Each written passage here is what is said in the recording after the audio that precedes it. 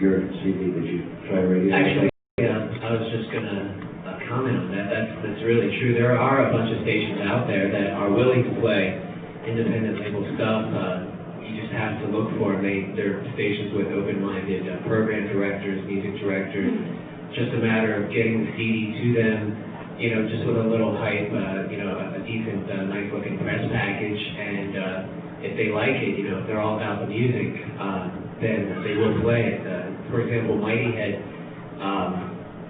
was being spinned 51 times a week on the station in New York State, Western New York State, for the month of December last year, and we had no idea that was happening and heard them like twice in 2 hours, and then they called us up and we're like, oh my God, so we just kind of jumped on that, gave the guy a call, got a gig up there, a couple of in-store appearances, all that stuff, and then all it takes to get something going. Right. That's happening like later this month, and then we're going to go from there. So it's kind of like it's about finding your niche. There's some stations out there that are going to jump on it, and then you just want to like go with that, as much as you can, and then hopefully the snowball effect will happen. It takes a lot of work, but it's definitely possible. Like with the major labels, the independent families of labels are also dealing also with budget, and everything that you heard from the major label panel the other day, especially for labels that are established as independent labels for many years, we deal in the same world of reality when it comes to spending money, but everything is downgraded probably by 100%, sometimes 1,000%. But I think it's interesting that a lot of people hear about the budget and the money situation. Bob, give us an idea of how you approach an artist for American Machine that you're interested in. If they are asked to put some money into the project as well, which is not wrong in the independent field that's a fallacy that does not exist, because promotion, advertisement, any business in the beginning has to be the contract works, what kind of deal that you offer your artists and so forth. This is out of my league, definitely. Somebody else handles this, but I guess the biggest thing with investment into a project, most of the artists, we don't cover any of the recording costs. We let them deal with the studio with us, and we try to either invest ourselves or find somebody who's willing to invest and put the product out. We try to keep the recording though under control for people, as we know it can get crazy, and especially newer bands that haven't recorded a lot, and I think can be persuaded into spending more money than they really need to spend.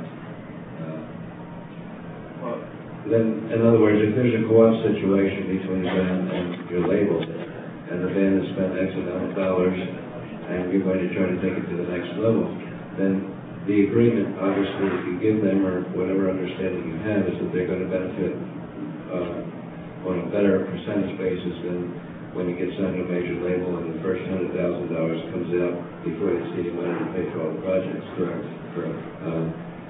Well, you've probably not dealt with too much of that, but do you have any kind of arrangement with the artists that you signed as far as a basic contract?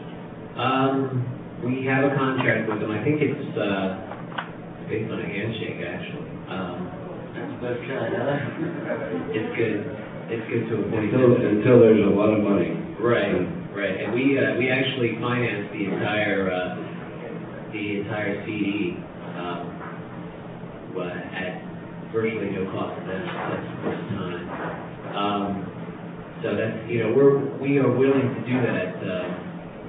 Once like for a band like Mighty Head, we got a bunch of investors to back us up. We're actually still looking for investors.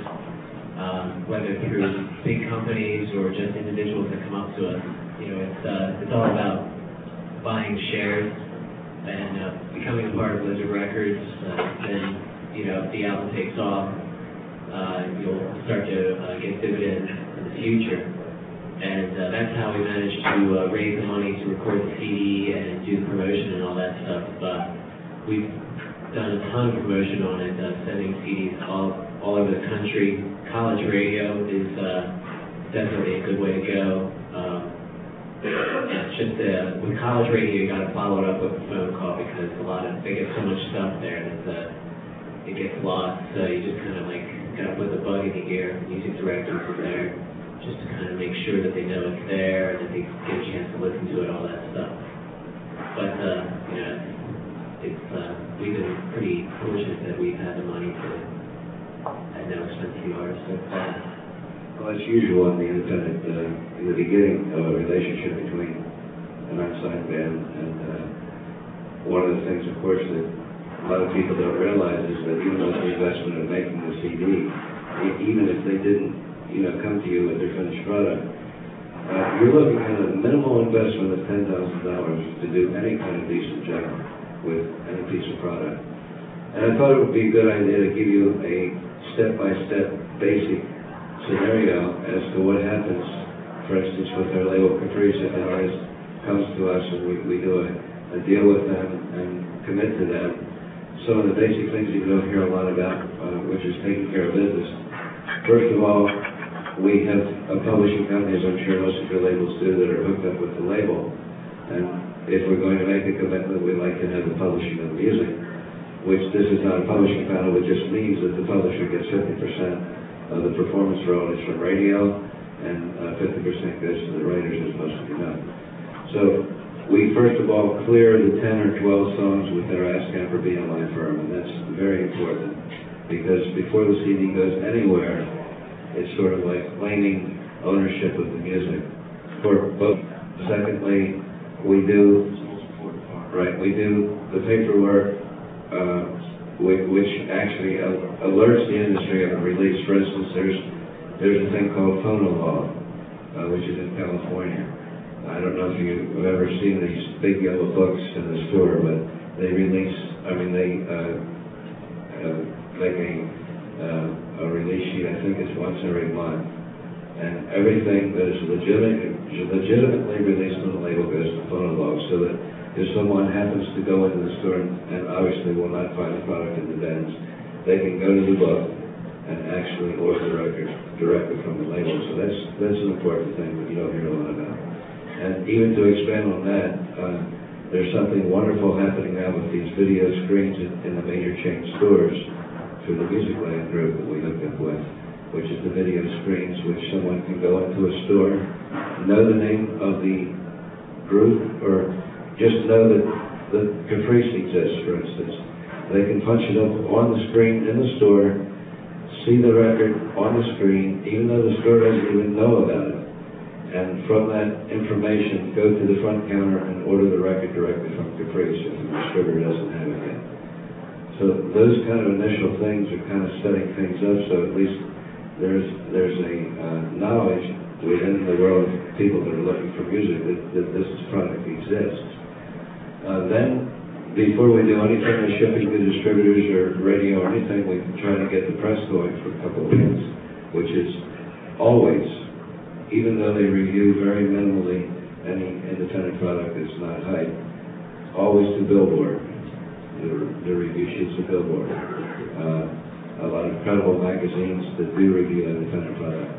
After all those things are done, then we'll go make calls to the distributor and then send whatever kind of initial release information back on the product. We'll send that out to the radio. So there are some really important steps to set yourself up before you go out there. Or you could go out there and have not covered some of these things and find that the product doesn't exist in people's minds, so you have a month or two of money spent, and then you have to go back and double the money that you spent. So there is a process on getting set up properly to release an independent record.